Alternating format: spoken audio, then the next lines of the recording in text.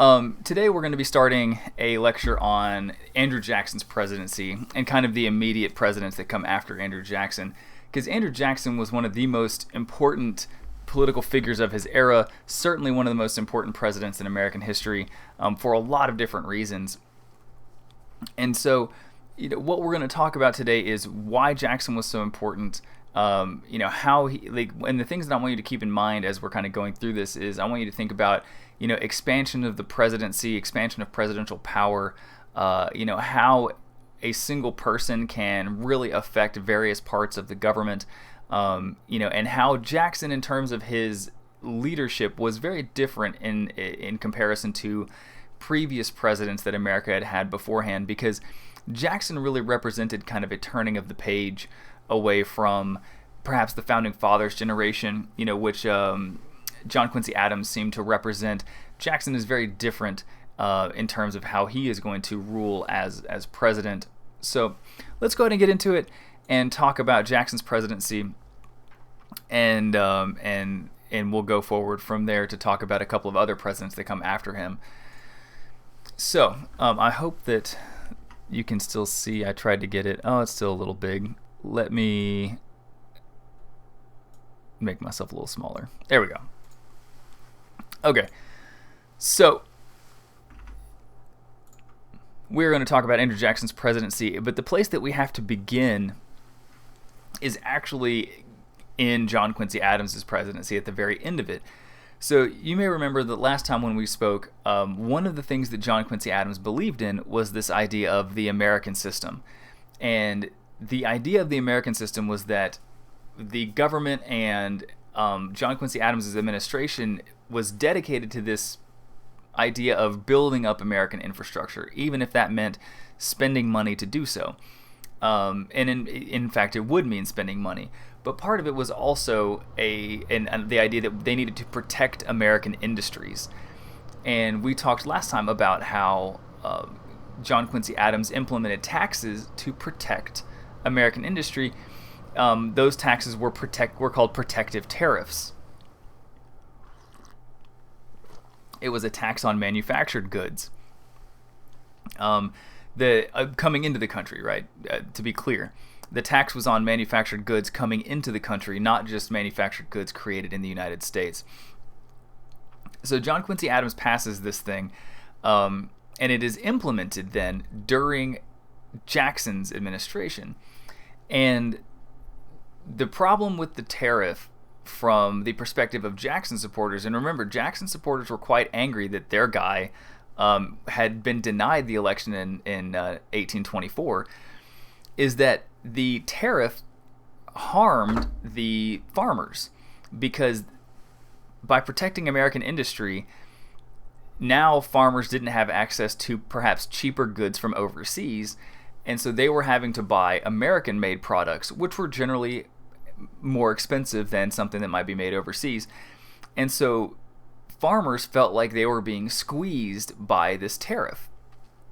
In fact, many farmers started calling it the tariff of abominations, because they felt like it was harming them. If you're not familiar with that term, an abomination is something like terrible or horrible, so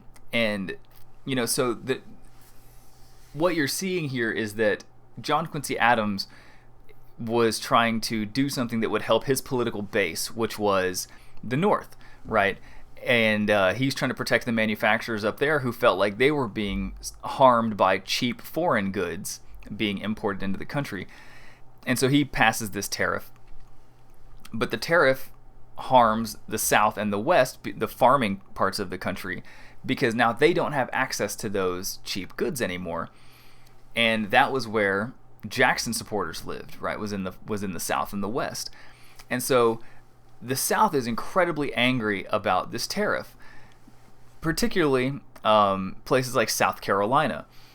So I'm going to step back here and talk a little bit about the tension between federal and state powers. This has been a conversation that we've had in this class over the course of the whole semester, that there has always been this tension between the federal government and the state governments going all the way back to the Articles of Confederation, where there was this argument over who is really in charge here. Is it the federal government? Is it the state government? Under the Articles of Confederation, of course, it was the states had much more power than the federal government. But under the Constitution, that balance was a little bit more.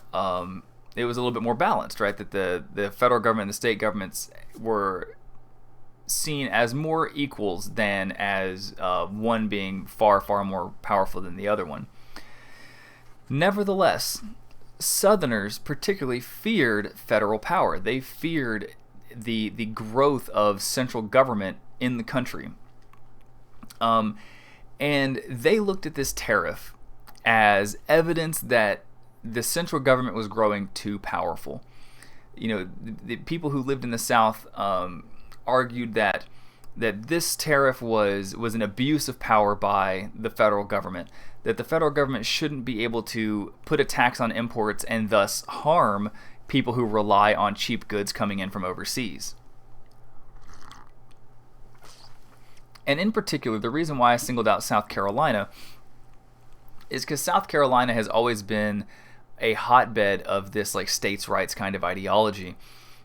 South Carolina in particular feared federal power because South Carolina was the largest slave-owning state in the Union at this point. And that matters right now because the thought process amongst Southerners was this, that if the federal government could implement a tax on imports and it could control what was coming in or what was coming out of the country, and it could control economic life in the country, then what would stop the federal government from at some point ending slavery? Right. So South Carolina, and particularly like the leadership of South Carolina, is concerned that at some point in the future the federal government might try to end slavery. And so people in the South are going to fight against this idea. They're going to try to fight back against this idea that the federal government has this increased power. And so in a way, this tariff argument becomes also an argument about slavery, even though slavery has nothing to do with the tariff. For Southerners, any increase in federal power was seen as a threat that eventually the federal government could grab the power and end slavery. So, who's in charge in South Carolina? Well, one of the most important people from South Carolina is actually the vice president. So when Andrew Jackson takes office, his vice president is a guy named John C. Calhoun. John C. Calhoun was from South Carolina. He was probably the most, I don't know if he's the most powerful person in South Carolina, but certainly had a great deal of weight and authority in South Carolina as a person who is from there, and now he's the vice president. John C. Calhoun is also a terrifying looking individual. You can see him here with his hair is always looks like this. In every picture that I've ever seen of John C. Calhoun, he just looks like that. He's this very stern looking man, and his hair is always kind of like, just absolutely crazy looking. But if you read anything about John C. Calhoun was one of those guys he was apparently incredibly intelligent, like terrifyingly so, apparently. Just a very, very intelligent man, but a very difficult person to get along with. He was what we would call an ideologue, someone who was so wedded, so dedicated to their ideas that it made any sort of compromise or any sort of agreement very difficult. Even his own fellow, he was a politician, a congressman before he was the vice president, and even people who worked with him in the Congress didn't like him. Even his fellow Southerners didn't like him because he was considered so harsh in his demeanor. But anyway, so Calhoun is the vice president now, and he's from South Carolina, so he's from the South, and Calhoun decides that he's going to write this idea that he calls Exposition and Protest. It's basically a book arguing that states are sovereign. sovereignty means that a state that if you're a sovereign nation, that means that you have the right to run yourself, right? You have the right to self-control. And so John Calhoun argues that states were actually sovereign entities, that they had the ability to decide which laws they were going to abide and which laws they were going to ignore. He didn't like Calhoun is firmly coming down on like the states' side of the states' rights argument, right? Arguing that states have power over the federal government here. And he says that states can do whatever they want. They can decide which laws they're going to follow and which laws they're going to ignore. And as a result, he says that states have the ability to nullify this tariff that has been in place. And that's that's kind of the crux of this nullification crisis. So to nullify something means to take it away or to remove something. And in this case, Calhoun is arguing that states have the power to nullify this tariff. He expects Andrew Jackson to support him in this. Jackson himself is a fellow slave owner who is from a sort of southern state. Jackson was from Tennessee, which was it was also a slave state, more of a western state at this point, but linked to the South.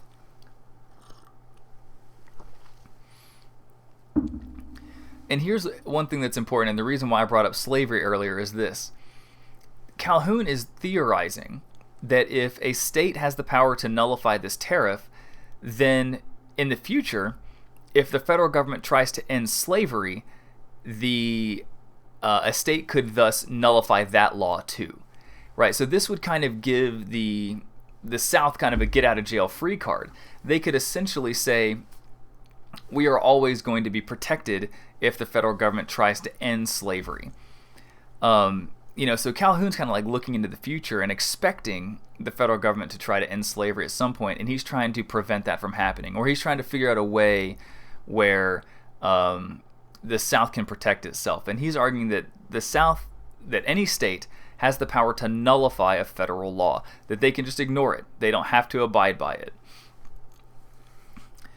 Clearly, this would cause a lot of problems in the United States, right? If every state just all of a sudden decided they were going to either follow or not follow a law, then what you've essentially got is a very loose confederation of states that it's difficult to control any of them, right? The central government would essentially be non-existent, right? It'd be so weak that it would be virtually useless. Calhoun expected Andrew Jackson to back him. Remember, Calhoun is the vice president at this point. Andrew Jackson is the president. Both of these men are slave owners. Both of these men come from southern or western states, and so Calhoun expected Andrew Jackson to back him. But Andrew Jackson doesn't back him. In fact, Andrew Jackson argues that nullification is wrong because it would lead to disunion, right? That it would lead to this point where the states would be so different from one another in regards to what laws they were following that they would cease to be a country altogether. In fact, there's this great quote, and I've got this book here, Heirs of the Founders. I'm going to quote from it here because there's this moment where basically Jackson is arguing that if you try to nullify this law, what you're essentially doing is you're just ignoring the laws of this country, right? You're ignoring the laws of the United States.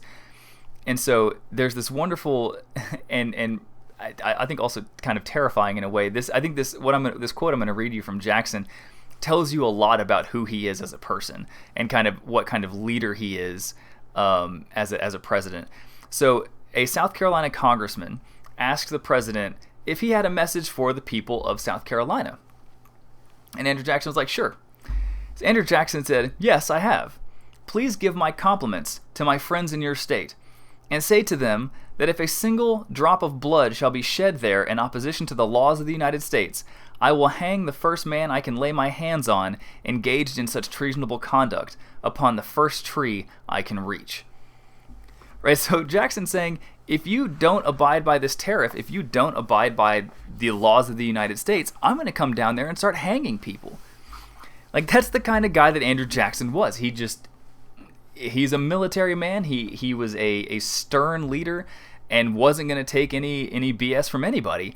And so, yeah, he tells the people of South Carolina, like, yeah, you guys got to follow the law. And if you don't, and if you cause problems, like, I'm going to come down there and start hanging folks.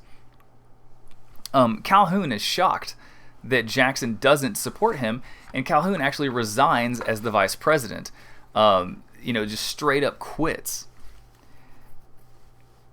South Carolina still, so when Calhoun resigns, he goes back to South Carolina and says, we're going to do it anyway. We're going to ignore this law. And so South Carolina tries to pass a law nullifying the tariff, trying to do what John Calhoun wanted to do.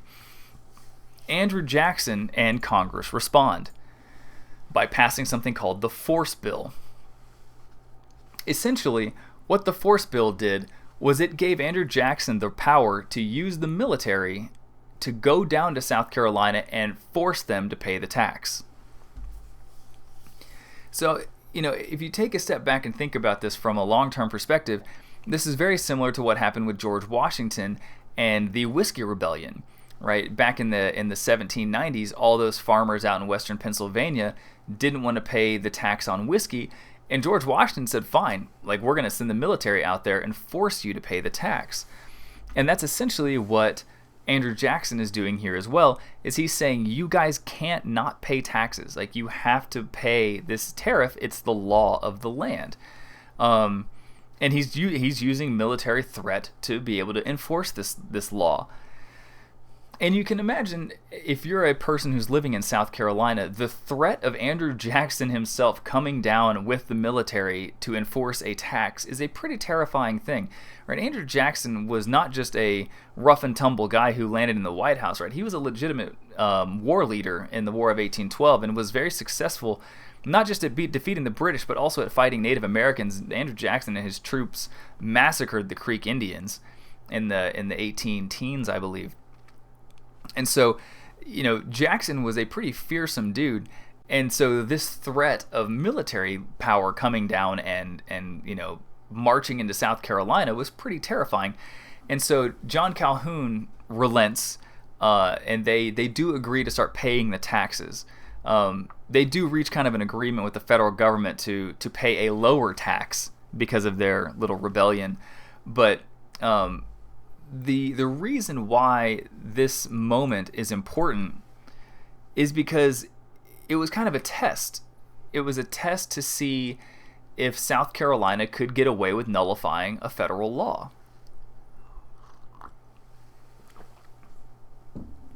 John C. Calhoun is hoping that if they are able to nullify this law, then potentially they could nullify anti-slavery laws in the future. So for Calhoun, this was kind of a test of states' rights. This was a test of state power. Who has more power, the state or the federal government?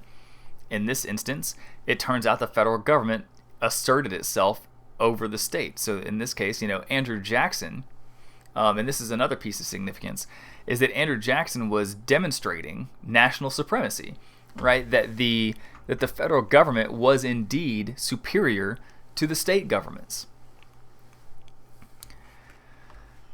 Nevertheless, another reason why the nullification crisis is important is because we are starting to see the development of a real sectional divide in the country. And remember last time we spoke about that word sectionalism and how sectionalism means the two parts of the country, meaning the slave economy of the South versus like the free economy of the North. And during this era in the 1820s, in this particular instance with the nullification crisis, we see that even though the Missouri Compromise happened in 1820 and theoretically figured out the whole like slavery thing for the future, even though it really didn't, the sectional divide is going to continue growing, and this is a good example of it. There's increasing distrust between the North and the South, and in some ways you can look at this as kind of a precursor to the Civil War, because the Civil War, it's the same sort of idea that when we get to the Civil War, you'll see that Southern states don't trust the federal government, and rather than trying to nullify a law, they just leave the country, right? They just leave and form their own nation. So you can look at the nullification crisis as kind of like a preview, in a way, of the same arguments that the South is going to use to justify seceding from the Union.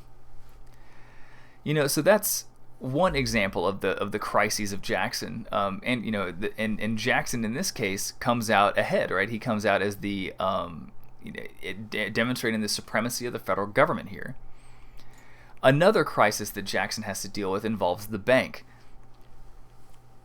So, in order to understand the bank war, we have to go back in time just a little bit to talk about to talk about the history of the national bank a little bit.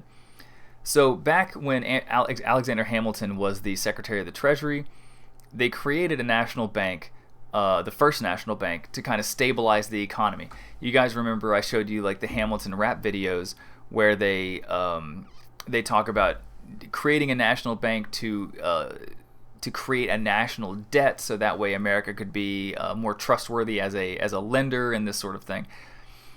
So that bank had expired in 1811, and they created a new national bank in 1816, a second national bank.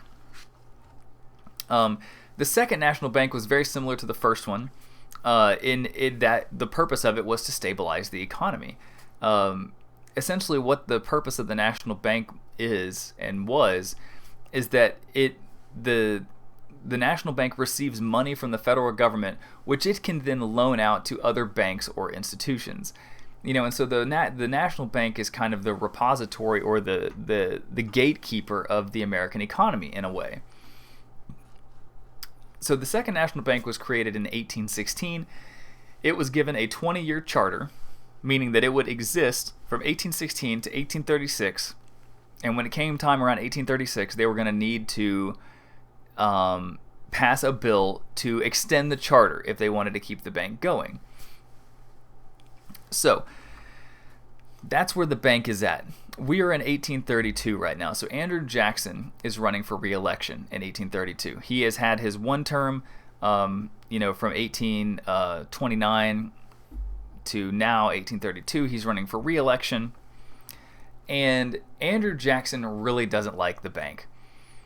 Andrew Jackson is a rough and tumble dude. He grew up in the Revolutionary War, grew up as a military man. He was not a wealthy youth, right? He didn't have a lot of wealth growing up. And so he looked at the bank as something that only benefited the wealthy. He believed that the bank privileged the wealthy, that the only thing the bank was really good for was helping big businesses and wealthy financiers, that it didn't do anything for the little people, right? That was Andrew Jackson's perception of the national bank. He also didn't like the bank because the bank was a direct illustration of government involvement in the economy. And Jackson in this case leaned a little bit more like Jeffersonian, Thomas Jefferson, being anti-bank, didn't like the idea of the government meddling in the economy too much. So Andrew Jackson doesn't like the bank, and he has a number of different reasons why he doesn't like it. Part of it is that, it's personal, right? That he thinks it just privileges the wealthy. Part of it is ideological. He thinks that the government shouldn't be involved in the economy that much. So, in 1832, the guy on your screen, this is Nicholas Biddle. Nicholas Biddle was the head of the Second National Bank, meaning he was the guy that was in charge of it. And, so Nicholas Biddle is thinking to himself, and he says that in 4 years, the Second National Bank is going to need to be rechartered. Excuse me. And so he's thinking, if Jackson is still president, then this bank is not going to get rechartered, and I'm going to lose my job. And also, Nicholas Biddle, being the head of the Second National Bank, believed that the bank was very important for the American economy. Biddle was very not like Jackson, right? He disagreed with Jackson. Biddle believed that the bank was necessary to maintain the stability of the American economy. So, rather than wait until 1836,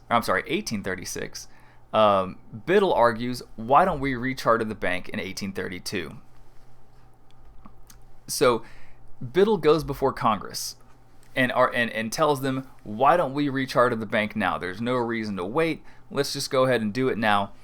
And Congress is like, yeah, that seems reasonable. Like, the bank is a good thing. Let's go ahead and recharter it. And so the Congress passes a bill to recharter the bank, to extend it for another 20 years. But remember, in the American system, any bill that gets passed by Congress has to get approved by the president, has to get signed into law by the president. The president is still Andrew Jackson. Jackson vetoes this bill to recharter the bank. So what this ensures is that during the election of 1832, the election is going to be over the bank issue itself. Much of the election is going to be an argument over whether or not the bank should get rechartered. Andrew Jackson is going to appeal not to the wealthy, but to the common man, just like he did in 1828, to try to win political support. Jackson is going to convince regular folks that this bill, that the bank itself doesn't have their best interests in mind, right? That the bank itself is a certain type of evil that harms average Americans. So in effect, Jackson is going around Congress, if you think about it, because Congress is trying to recharter the bank. Jackson vetoes it, and then rather than kind of arguing with Congress, he just appeals directly to the American people and says, we don't need this bank, right? This bank is bad for the American public. It's bad for average individuals. He actually gets one of his nicknames from this moment. Jackson's opponents looked at him and started calling him King Andrew, because he was they thought he was ruling like a tyrant, right? That he was not doing things in the democratic fashion of going through Congress and all this kind of stuff. That all he was doing was using the rod of kings, right? So in this picture right here, this is a political cartoon, an anti-Jackson political cartoon. You can see that Jackson himself he's dressed like a king. First of all, he's got the big cloak on. He's wearing a crown. And he's standing on a shredded Constitution. And in his left hand, he has the veto power, which he had used to veto the bank. And in the right hand, this is a very traditional depiction of what is that should be a crozier, or what a bishop, a Catholic bishop, would carry. And the idea is that it's a rod that you can use to, in this case, the insinuation is that it's a weapon that Andrew Jackson would use to kind of like beat people with. So there's this idea that Andrew Jackson is kind of is ruling like a king, like a tyrant, that he's not doing things diplomatically or democratically. So, and in fact, the political party that emerges to contest Andrew Jackson calls themselves the Whigs, not as in like a wig of hair, but WHIG. The Whig Party was a party in England, which was in opposition to the king, and so the Whigs kind of took their name as a way of saying, like, we oppose King Andrew Jackson. So the Whig Party is going to emerge to contest Andrew Jackson, but Andrew Jackson's going to win anyway. It doesn't matter who fights against. Like, Andrew Jackson was incredibly popular with the regular average Americans. It didn't matter who his opponent was, that Andrew Jackson was going to win an election regardless of who the opponent was. And in 1832, the opponent was Henry Clay again, actually. Henry Clay is the guy who runs and loses against Andrew Jackson in 1832. What's interesting, though, and this is kind of like the ending of the bank war here, is that in 1832, Andrew Jackson wins re-election, and rather than allow the bank to die in 1836, Andrew Jackson starts taking steps to kill the bank even before then. Andrew Jackson removes. So what he wants to do, because this is kind of a funny story, Andrew Jackson wants to remove all of the money from the bank and send it to state banks instead. what his opponents called pet banks, because many of them had many of the people who ran those banks had ties to Andrew Jackson himself, and so there was like this whiff of corruption going on. But Jackson wants to remove all the money from the national bank and send it to these pet banks, these state banks. And so he goes to his Treasury, the Secretary, and he's like, or Secretary of the Treasury, excuse me, and he says, hey, I need you to remove all the money from the national bank and put it in these pet banks. And his Secretary of Treasury was like, no, like that'd be insane, like that would kill the economy. And Andrew Jackson's like, great, you're fired. Fires that dude. Brings in another one, and he's like, all right, I need you to remove all the money from the national bank and put it in these state banks. And again, the new Treasury Secretary was like, no, that would kill the economy. Like, how, we can't do that. That'd be insane. Andrew Jackson fires that guy. Hires another dude. This time, before he hired him, he made sure to ask the question, would you be willing to remove the money from the national bank? And the guy said yes. He's like, okay, you're hired. And so finally, Jackson gets a Secretary of Treasury who is willing to remove all the money from the national bank and send it to those state banks. Essentially, Jackson chooses to slowly destroy the economy. Jackson didn't believe that killing the national bank would ruin the economy, but it does. It just doesn't happen immediately. Jackson actually kind of gets lucky in a way, in that when he chooses to kill the national bank, the consequences of that action don't happen during his presidency. They happen during the next guy's presidency, and we'll talk about him here in a bit. But so Andrew Jackson kills the national bank and sends all this money to his pet banks in the states. But ultimately, Jackson's going to be wrong, right? The national bank was useful and did protect the economy. But during his presidency, he doesn't have to bear the consequences of this. Now, the last thing I want to talk about in regards to Andrew Jackson's presidency is his Indian policy. So, in order to talk about his Indian policy, you have to understand kind of where Native Americans lived first. And so I'm going to show you this map. We're not doing Cherokee Nation versus Georgia yet, so don't pay attention to that. I'm just showing you this map to show you kind of where Native Americans were living in the southeastern portion of the United States. So around the year 1800, in the southeastern portion of the United States, there were these large Native American tribes that controlled significant portions of land in Tennessee and North Carolina and Georgia, Alabama. We're going to be focusing particularly on the state of Georgia, which is right here. In Georgia, the citizens of Georgia wanted land, but the federal government, under James Monroe, one of the previous president a number of years ago, he wasn't really interested in removing the Native Americans. So for a time period, the Native Americans were able to just kind of continue living there with minimal harassment from the federal government. Over time, some of these tribes, particularly this one right here, the Cherokee, start assimilating into American culture. They start assimilating. What I mean by that is, there were Cherokees started living on individual plots of land. They started sending their children to at schools, even to law schools up in New England. They started adopting Christianity. Some of them even became slave owners, which was obviously the social norm of the South.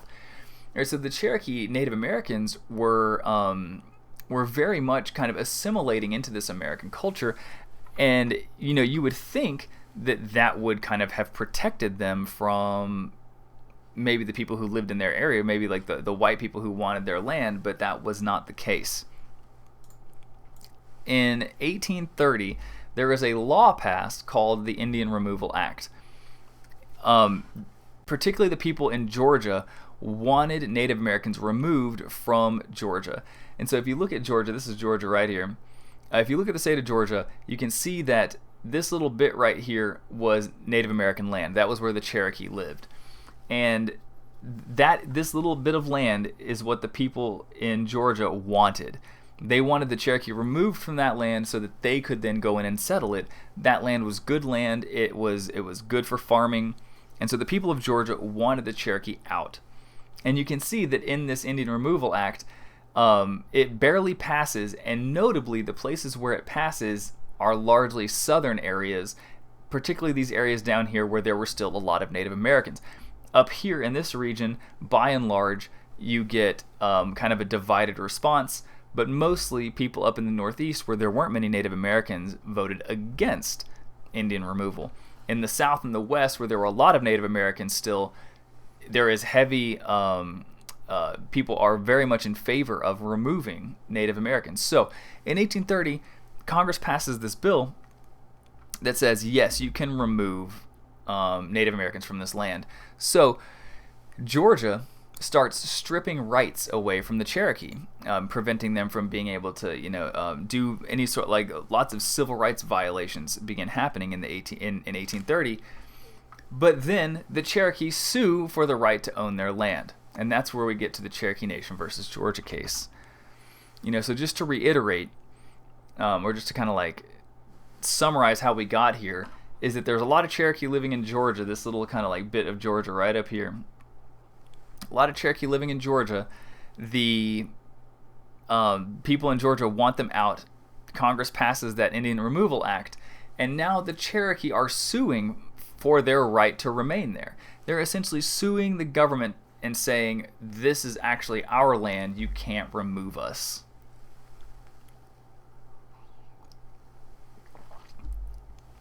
In this court case, the Cherokee Nation versus Georgia case, the Supreme Court sides with Georgia. They actually side against the Cherokee.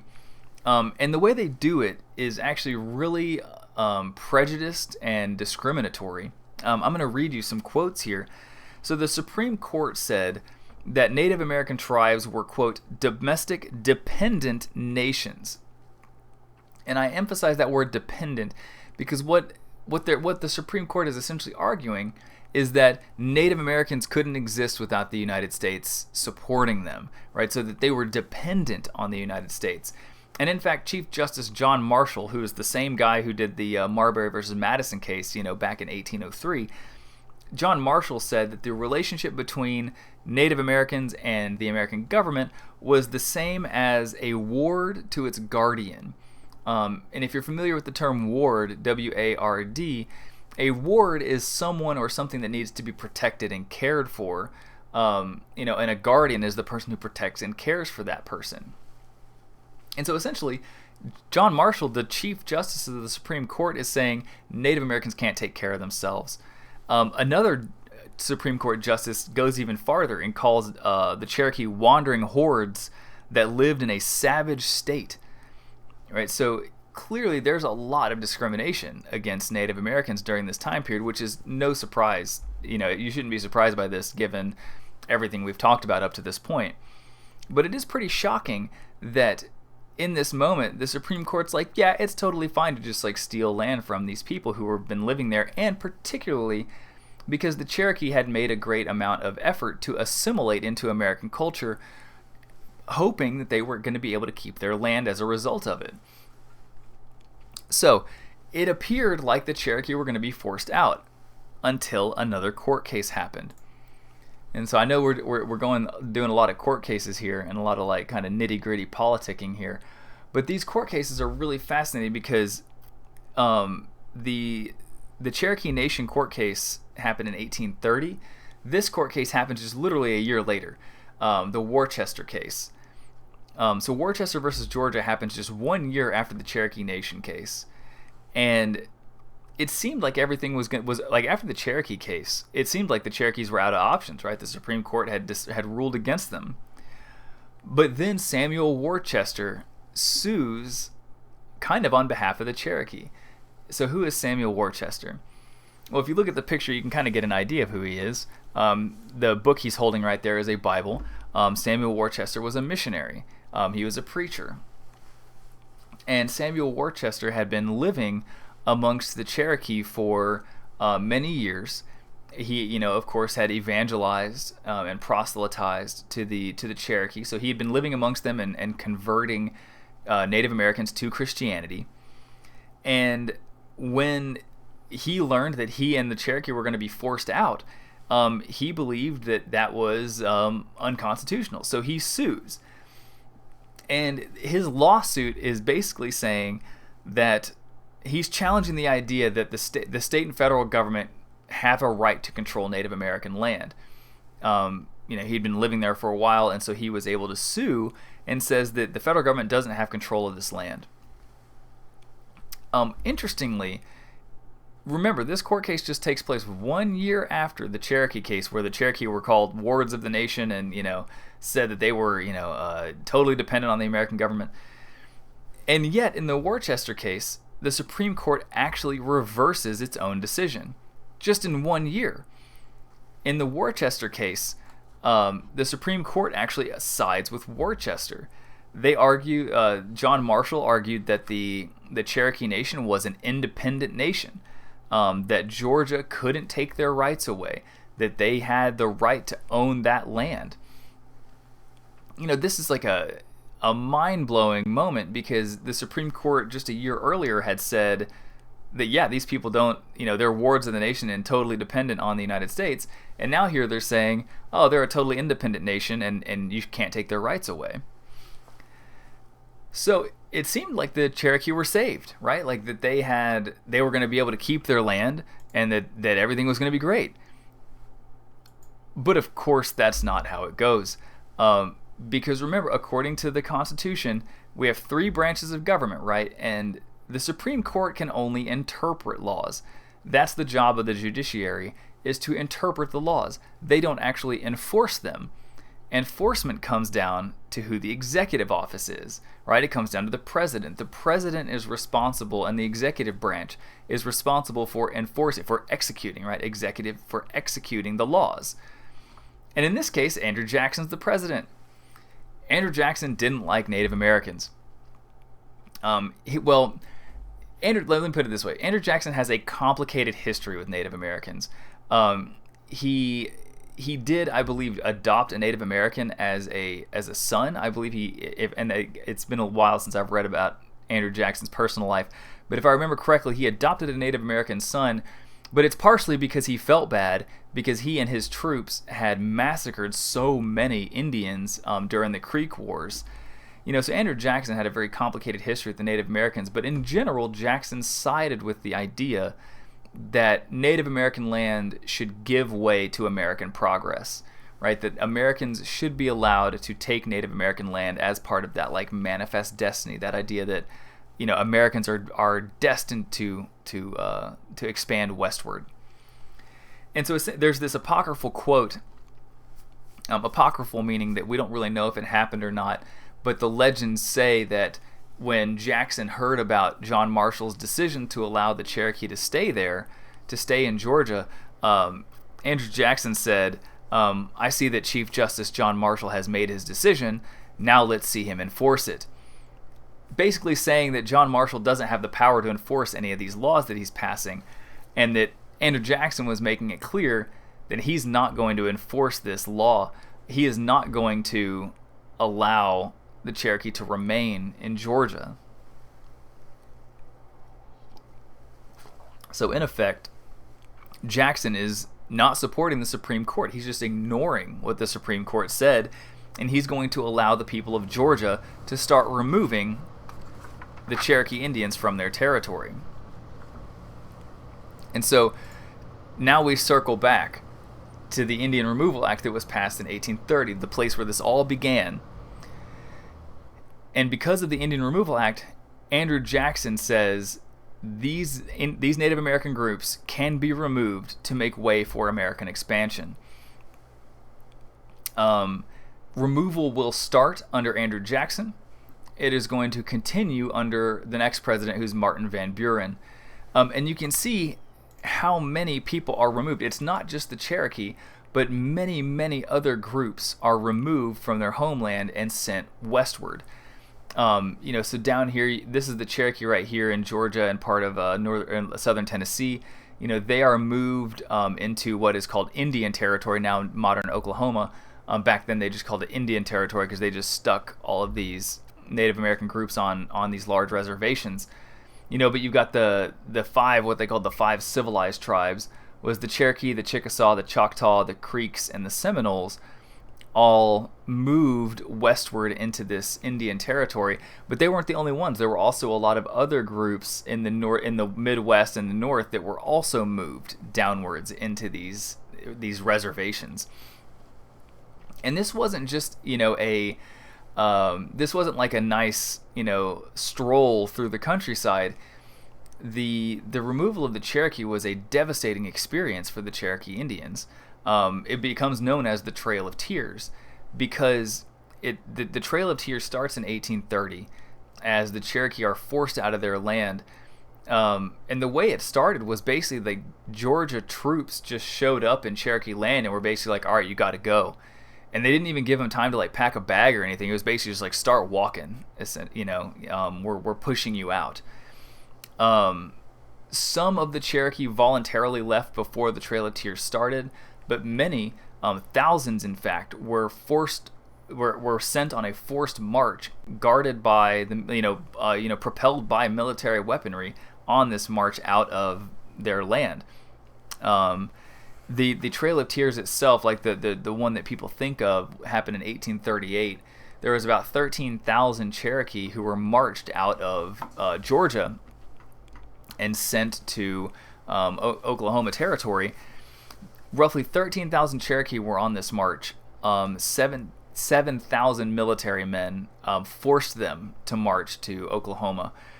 Many of the Cherokee who were sent on this march were not prepared to go. It was happening during the winter time, and so the conditions were really brutal. I mean, if you've ever been to like southern Illinois, it can be really cold there. On this trail that they were walking on, and so there was a lot of death on this trail. Anywhere from 2,000 to 8,000 Cherokee Indians died on the Trail of Tears. Sometimes from disease, sometimes from just straight up starvation because they didn't have any food, sometimes from open violence. Along the way, as they're marching on this march right here, they would stop near towns and see if the townspeople would allow them to kind of like come in. And a lot of times the towns rejected them and would say, no, like we don't want your kind here. And sometimes like mobs would follow the Cherokee as they left and like attack them. So there were episodes of open violence against the Cherokee as they were being pushed out of their land as well. So it's a really tragic time period. And Indian removal takes place over a couple of decades. It starts in 1830, but doesn't really end up until 1850.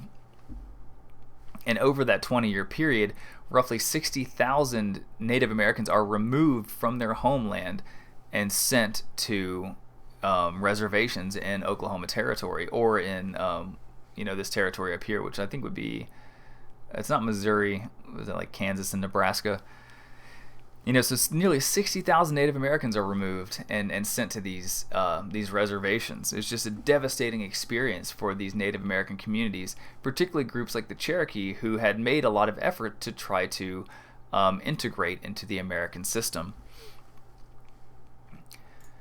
So, and here you go. You can actually see the consequence of the Indian Removal Act, in the sense that if you look at the United States, this part of the nation down here where a lot of these Native Americans were removed from have the fewest population numbers of Native Americans in the country, partially because most of them were just kicked out, right? This area down here, like most of the tribes that lived in those areas were either killed off or they were removed, whereas if you go west, many of these areas over here still have a higher percentage of Native Americans living in them, because they weren't removed, or when they were removed, they were allowed to kind of like stay in their particular areas, just shrunk down onto reservations. So let's talk about the impact of Jackson and why Jackson was such an influential president. We've talked about 3 different things that he was involved in. We've talked about nullification, we've talked about the bank war, and now we've talked about the Indian removal. So I'm going to give you a number of reasons why Jackson was an important president here. One reason is that Jackson expanded the power of the presidency. More so than any president before him, Jackson made the presidency more powerful.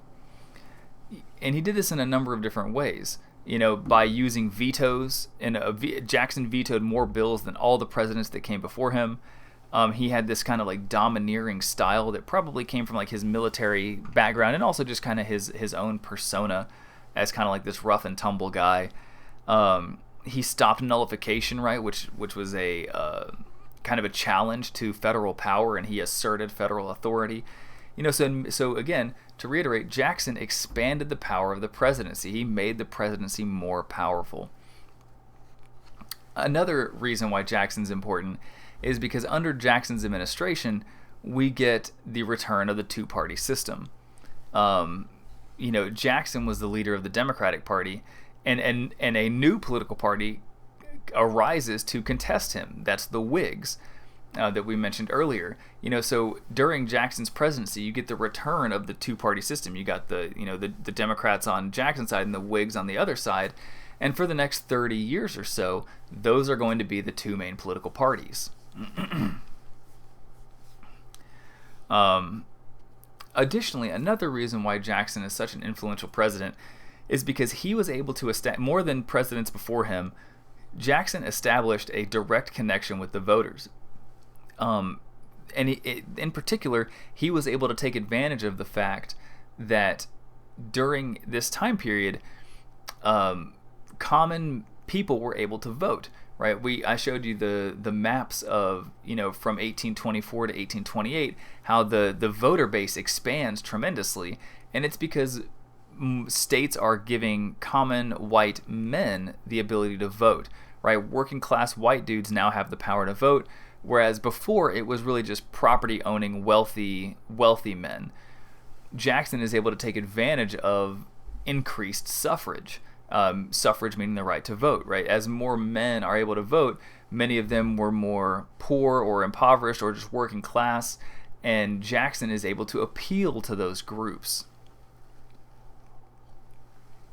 He's able to establish this direct connection with these voters in a way that many presidents have emulated over the years. Nowadays, there are very few successful presidents who appeal to just the upper class or just the highly educated, right? Like, you have to appeal to kind of a broad section of Americans, otherwise you're not going to win an election. And Jackson was kind of like one of the first people to realize this, and he was uniquely situated, being who he was, to appeal to like this certain kind of sector of America that had not been able to vote before. The last thing I want to say about Jackson is that he also helped westward expansion. Because of Indian removal, Andrew Jackson is going to kind of further the idea that Americans are destined to expand from East Coast to West Coast. By taking Native American land and basically colonizing it, like moving settlers in and kicking the Native Americans out, America is expanding westward at a pretty rapid rate during his presidency. And that movement westward is only going to continue, right? Westward expansion is not going to just end all of a sudden. It continues for quite some time, really for the next, up until the 1890s. Our people are going to be expanding into the West and taking over Native American territory. So Jackson was a really, really powerful president. But the one thing that Jackson won't do is that he won't go against the George Washington 2-term limit, right? George Washington had set that precedent that you got to step down after 2 terms, and even Andrew Jackson, even though Andrew Jackson was quite the iconoclast, even Andrew Jackson wasn't going to go against that. And so Andrew Jackson steps down after 2 terms, and the guy that he supports, Andrew Jackson supports basically his right-hand man to become president, and that guy's name is Martin Van Buren. So in the election of 1836, Jackson can't run again, or he's not going to run again because he's had 2 terms. So Jackson chooses to support another Democrat. You've heard me say Martin Van Buren's name before, because Martin Van Buren was the guy who basically built the Democratic Party. Jackson was the leader of the Democrats in the sense that he was the most popular guy, right? He was like the face. If you want to think about it in terms of like movies, like, you want Brad Pitt's face on the poster, right? Because he's like the handsome, like, hero guy. That would have been Andrew Jackson. Martin Van Buren was like the character actor in the background that held everything together. Martin Van Buren was was the guy who organized the Democratic Party and kind of like kept everything running. He was also a very loyal supporter of Andrew Jackson. And so when Martin Van Buren was running for president, he told Andrew Jackson, I will further your policies, right? Like, what you started, I will finish.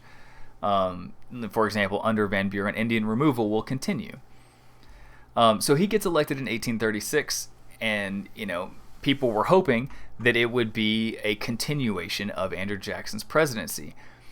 But even if you can probably just see, if just by looking at Martin Van Buren, that these two men are very different in terms of their personalities. Martin Van Buren was a short, kind of intellectual man, whereas Andrew Jackson was tall and he had this like military kind of swagger about him.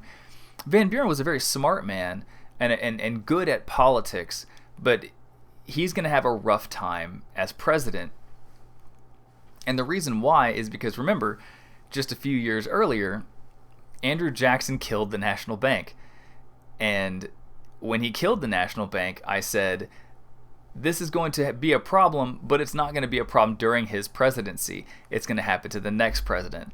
And so Van Buren becomes the president, and all of the economic issues that started when Jackson killed the bank come to fruition during Van Buren's presidency. So, in 1837, there's this mass economic panic where unemployment rates go up, the prices of goods go up, people are struggling to afford to survive. And so basically Andrew Jackson's bad policies all come home to roost during Van Buren's presidency. But the thing is, people never blame, they always blame the current president in office for the problems that are happening, right? It's unless you're like super partisan oftentimes don't take a long range look at a policy. If things are going wrong, they'll just blame the guy that's in office, because it's easy to blame one person rather than like the economy, right? Because how do you blaming the economy doesn't make you feel good. It's just like, that's this thing that you can't control. Whereas blaming the president, that's a person that's easy to blame, and you can control it because you can vote them in or out. And so, during 1837, all these banks are shutting down, wages are going down, profits are going down, unemployment is skyrocketing. And Van Buren is just like struggling to, keep things together. Van Buren does the opposite of what you should do during a recession, which is he cuts off government spending, which makes the recession worse. And so, Van Buren basically has to deal with the problems that Andrew Jackson created and then fails to deal with them. And so Van Buren is, you go from this incredibly popular president, Andrew Jackson, to this very unpopular president, Martin Van Buren. And people don't blame Andrew Jackson for starting the problem. They blame Van Buren for not being able to deal with it. So Van Buren's only going to be a one-term president because he's seen as, the problem. Like, they were like, well, we didn't have these problems under Jackson. Like, what's your problem, Van Buren? And so in 1840, Van Buren is going to get, he's going to get elected out of office. He's going to get defeated in the election by a guy named William Henry Harrison. You have heard me say his name before as well. This one was a couple of lectures ago when we talked about the War of 1812. In the War of 1812, William Henry Harrison was a war hero. He defeated the Tecumseh and Tenskwatawa at the Battle of Tippecanoe. And, so William Henry Harrison, he wasn't really a politician. He was much more so just a military leader. His whole career was essentially a military career. And it's only in 1840 that he decides that he is going to go into politics. And he's going to enter politics as a Whig, right? Basically the anti-Jackson party. So William Henry Harrison's running as a Whig. He's running on this idea of, the American system. So the Whigs kind of took the ideas of John Quincy Adams and applied them. The idea that, we're going to spend money in the economy. We're going to use tax dollars to try to improve the infrastructure in the country. So William Henry Harrison is running on this American system idea. He's running as a Whig. basically like an anti-Jackson party. What's interesting though about William Henry Harrison is that he basically steals Andrew Jackson's like persona in a way. William Henry Harrison was a very similar type of man to Andrew Jackson. He was a war hero. He had fought the Native Americans. He had a cool nickname. Andrew Jackson was Old Hickory. That was his nickname. I guess because hickory trees are strong and powerful, I guess, and stout. In this case, Harrison's nickname was Old Tippecanoe because he had defeated the Native Americans at the Battle of Tippecanoe. So Harrison campaigns very much like Andrew Jackson did. William Henry Harrison actually traveled the countryside and embarked on what becomes known as the log cabin and hard cider campaign. That term was and you can see this this kind of this political poster here, and it says the Hard Cider and Log Cabin Almanac. And the idea of having a log cabin and hard cider campaign was that term was coined by a journalist who was trying to make fun of William Henry Harrison and say like, oh, you're just appealing to like the ignorant idiots living out in like log cabins and drinking their booze, essentially. You're only appealing to the to the ignorant, uneducated voters out in the rural countryside. And William Henry Harrison's response was basically like, hell yeah, that's exactly who we're appealing to. And so they had this insane like campaign that would literally go from town to town to town. They had like drinking songs that they would sing at these bars, and everybody just get hammered, and then they'd be like, yeah, come vote for William Henry Harrison, Old Tippecanoe. They had a song called Tippecanoe and Tyler too, because Tyler was his vice president. And so these guys would just get raging drunk and just be like Tippecanoe and Tyler too, and it's like this whole wild campaign that's happening, very Andrew Jackson-esque, right? Like kind of taking this idea of like this war hero mentality and this like larger than life persona, and and taking it to the people essentially. And so Harrison campaigns even more than Jackson did. He literally travels the countryside and campaigns encouraging people to vote for him, and they do. William Henry Harrison wins the election in 1840 and becomes the first Whig president. But his story ends really quickly in tragedy. So William Henry Harrison is elected and he's inaugurated. When he's inaugurated, he gives a speech. And this is where it kind of, the line kind of gets blurred here between legend and truth. So here is the truth. William Henry Harrison gives a speech, and on his inauguration day, which is normal, every president gives an inaugural speech. But William Henry Harrison was pretty old. He was in his 60s at this point, I believe.